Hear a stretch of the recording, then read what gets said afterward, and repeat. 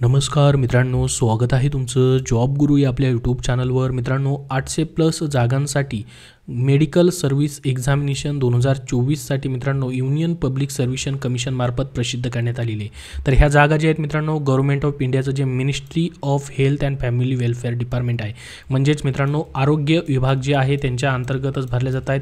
परंतु परीक्षा तुमची मित्रांनो UPSC मार्फत कंडक्ट केली जाते.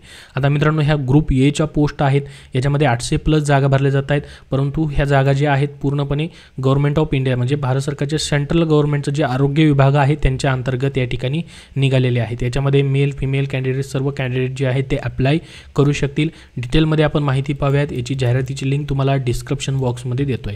तर पहा कुठल्या कुठल्या पोस्ट याच्यामध्ये भरल्या जात आहेत. सर्वात अगोदर बघा, कॅटेगरी 1मध्ये पाहिलं तर medical officer grade in general duty medical officer sub cadre, आणि हे जे पद भरलं जात आहे कुठं, सेंट्रल हेल्थ सर्व्हिसेसमध्ये म्हणजेच सेंट्रल गव्हर्नमेंटच्या आरोग्य विभागामध्ये medical officer grade in general duty medical officer हे पद भरलं जातं. यासाठी 163 वॅकेन्सीत पहा.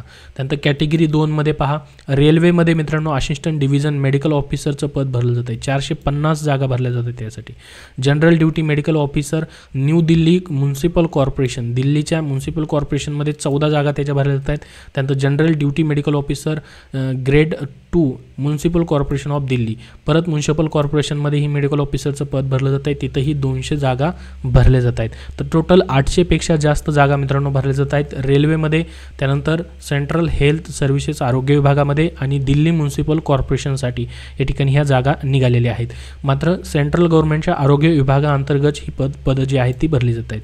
याच्यासाठी मित्रांनो एज्युकेशन क्वालिफिकेशन काय असणार आहे, तर तुमचं MBBS झालेलं असणं गरजेचं आहे. तुमच्या कुठल्या मित्राचं मैत्रिणीचं MBBS झालेलं आहे त्यांच्यापर्यंत माहिती नक्की शेअर करा, कारण की हा परमनंट सेंट्रल गव्हर्नमेंटचा आरोग्य विभागाचा जॉब त्यांना भेटतोय. याच्यामध्ये मित्रांनो ते लास्ट इयरला असतील, अपीयर जरी असतील तरी देखील ते अप्लाय या ठिकाणी करू शकतात. त्याच्यानंतर याच्यासाठी ॲप्लिकेशन करायची लास्ट डेट 30 एप्रिल 2024 सायंकाळी 6 वाजेपर्यंत ठेवण्यात आलेली आहे. ऑनलाईन ॲप्लिकेशन upsconline.nic.in या वेबसाईटवरती जाऊन त्यांना करायचे आहेत. याच्यासाठी तुमची एक्झाम देखील या ठिकाणी होणार आहे. ऑनलाईन क्वेश्चन पेपर असणार आहे ज्याच्यामध्ये निगेटिव्ह मार्किंग देखील असेल. त्याची संपूर्ण माहिती या जाहिरातीमध्ये दिलेली आहे डिटेलमध्ये. त्याची लिंक डिस्क्रिप्शन बॉक्समध्ये आपल्या टेलिग्राम चॅनलवरती देतोय, तिथून तुम्ही पाहू शकता. याचे ऑनलाईन एक्झामसाठी तुमचे एक्झामिनेशन सेंटर जे आहेत महाराष्ट्रामध्ये देखील असणार आहेत, ज्यामध्ये मुंबई आणि नागपूरचा या ठिकाणी उल्लेख आहे. बाकी मग स्टेट वाईज तुम्ही इतर सेंटर्स देखील या ठिकाणी निवडू शकता. टोटल 41 सेंटर्सवरती तुमची एक्झाम जी आहे त्या ठिकाणी घेतली जाणार आहे. तर आता ह्या जी पदभरती होते याच्यासाठी एज लिमिट जे आहे 32 वर्षापर्यंत ठेवण्यात आलेलं आहे.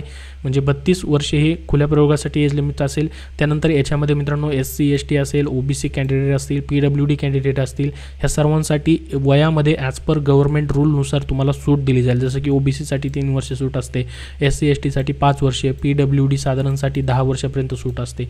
अशा पद्धतीने एज लिमिटमध्ये देखील सूट तुम्हाला पाहायला भेटेल. ऑनलाईन अर्ज करताना मग तुम्हाला यासाठी एक्झामिनेशन फीस किती ठेवण्यात आलेली आहे, तर बघा सर्वात अगोदर महिला उमेदवार SC ST PWD कॅन्डिडेटला कुठलीही फीज नाही, त्यांना ₹0 फीज या ठिकाणी असणार आहे. बाकी अदर सर्व कॅन्डिडेटसाठी मात्र ₹200 या ठिकाणी फीज जी आहे ऑनलाईन पद्धतीने या ठिकाणी तुम्हाला भरायची आहे. ऑनलाईन फॉर्म भरतानाच तुम्हाला ती फीज देखील भरावी लागेल.